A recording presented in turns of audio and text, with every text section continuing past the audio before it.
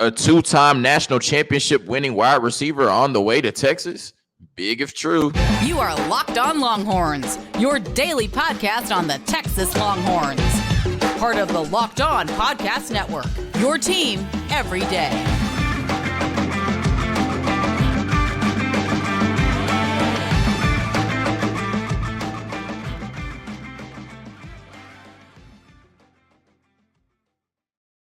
Locked On Longhorns, the show. Jonathan Davis, your host. Today's episode of Locked On Longhorns is brought to you by Bet Online. Bet Online, where the game starts. Thank you for making Locked On Longhorns your first listen of the day. Today we're talking A.D. Mitchell, the very talented, very esteemed wide receiver from the Georgia Bulldogs, has decided to enter the transfer portal. All signs point to the Texas Longhorns being the likely destination. He was on campus yesterday for a visit, his first visit since entering the transfer portal. So we're going to talk about him and what he would mean for the Texas Longhorns in 2023. And then also we're going to talk about the 2022 transfer class, as well as what the 2023 transfer class looks like right now with A.D. Mitchell included, and how I would compare the impacts of both classes.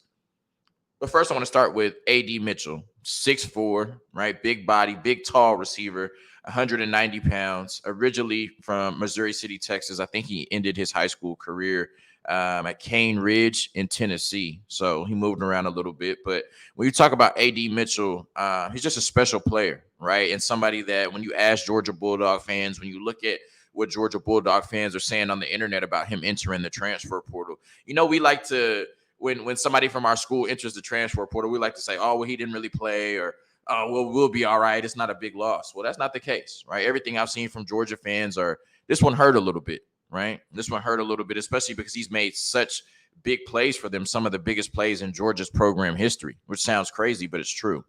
And I think the biggest thing that he would bring to the University of Texas is you talk about that big frame, that tall frame. He's 6'4", right? That's something that we were missing last year. Part of that, it was Isaiah Nayer going down to injury, but we were missing that big wide receiver that can just win down the field. You have that in A.D. Mitchell, and he's put that on tape multiple times. He's excellent at 50-50 balls, right? We saw that in the Alabama game last year in the Natty, and the touchdown he caught. It didn't really matter this year, but the touchdown he caught against TCU in the Natty as well, right? Just getting downfield and making those tough contested catches, right? 50-50 balls. You know, I like to say with A.D. Mitchell, they might be 70-30 balls in favor of A.D. Mitchell.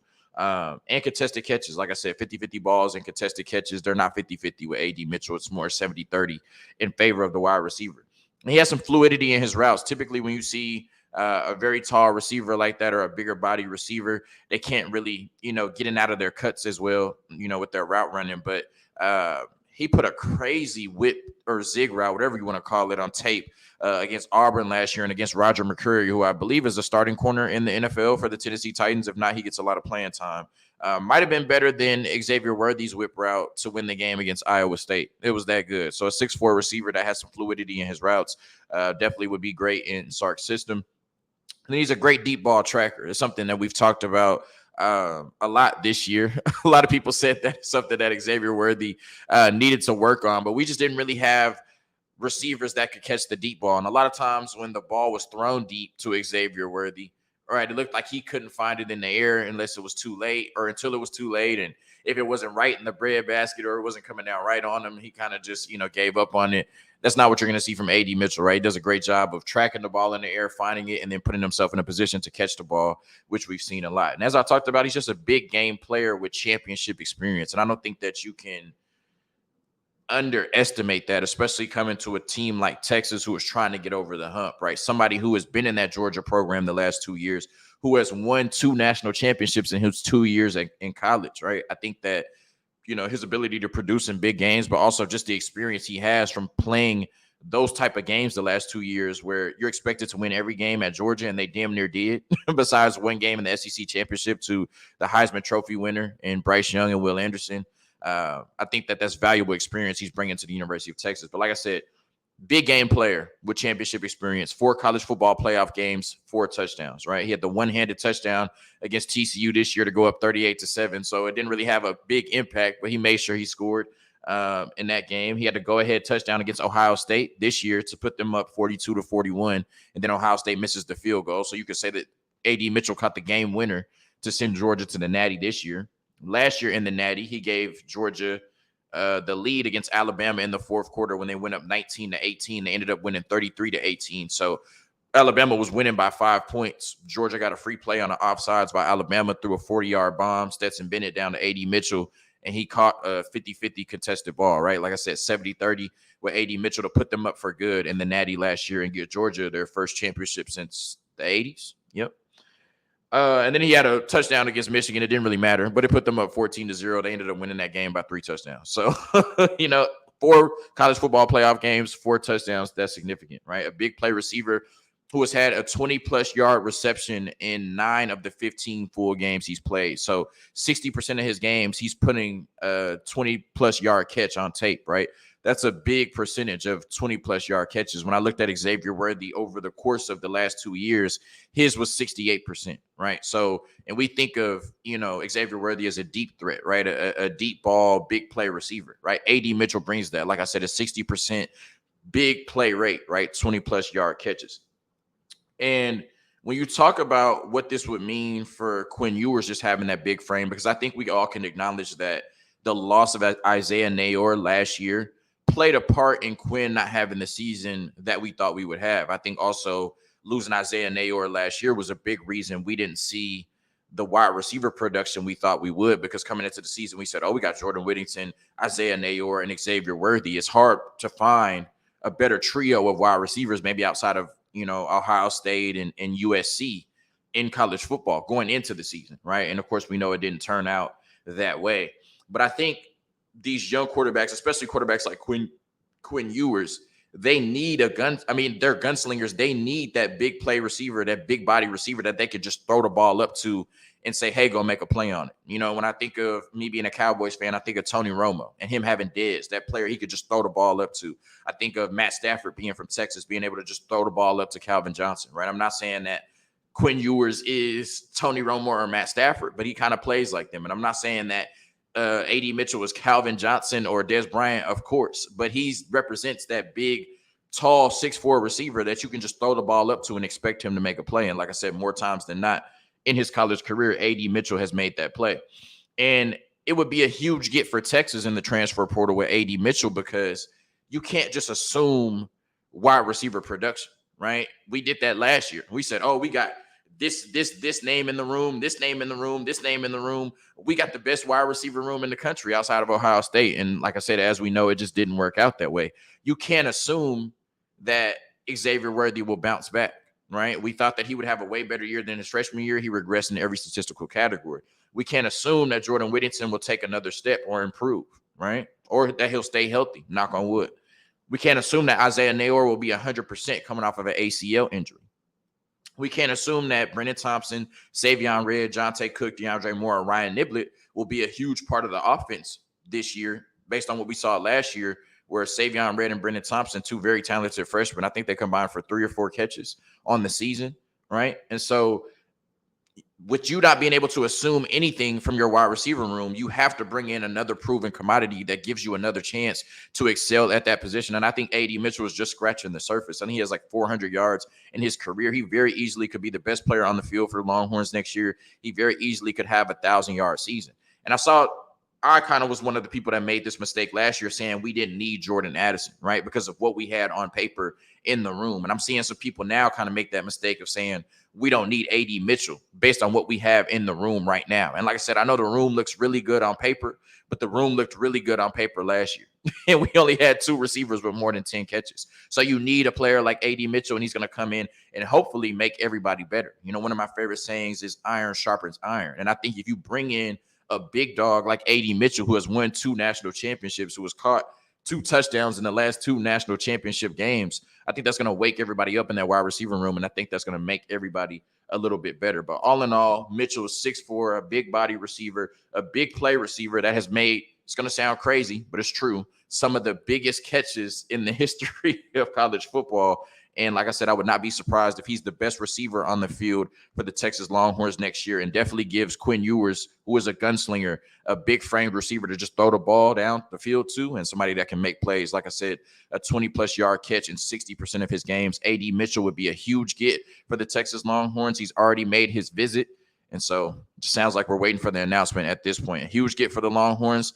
Let's keep praying it into fruition, my friends of the 40. A quick word from Bet Online and then Built Bar, and then we're going to talk about the 2022 transfer class and how that would compare to the 2023 transfer class if A.D. Mitchell indeed commits and signs to the Texas Longhorns. BetOnline.net is your number one source for sports betting info, stats, news, and analysis. Get the latest odds and trends for every professional and amateur league out there, from pro football to college bowl season to basketball. We've got it all at betonline.net. And if you love sports podcasts, you can even find those at BetOnline as well. We're always the fastest and easiest way to get your betting info. So head to the website today or use your mobile device to learn more. BetOnline, where the game starts. And if you're looking for a delicious treat but don't want all of the fat and the calories, then you've got to try a Built Bar. We just got through the holidays, and I know my goal is to eat just a little bit healthier this year. And if you're like me, where you want to eat healthier, but you don't want to compromise taste, then man, I've got just the thing for you. You have to try Built, because with Built Bar, healthy is actually tasty. Seriously, they're so delicious you won't think they're good for you, but they're perfect for your New Year's resolution.